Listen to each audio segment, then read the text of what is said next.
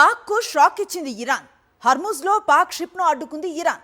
నిన్నటిదాకా అమెరికా ఇరాన్ల మధ్య తామే మధ్యవర్తిత్వం వహిస్తున్నామంటూ పాక్ గొప్పలకు పోయింది. ఇరాన్ తాము చెప్పినట్లుగా వింటుందన్నట్లుగా పాక్ బీరాలు పలికింది. తాజాగా హర్ముజ్లో పాక్ షిప్లకు అనుమతి లేదని అడ్డుకుంది ఇరాన్.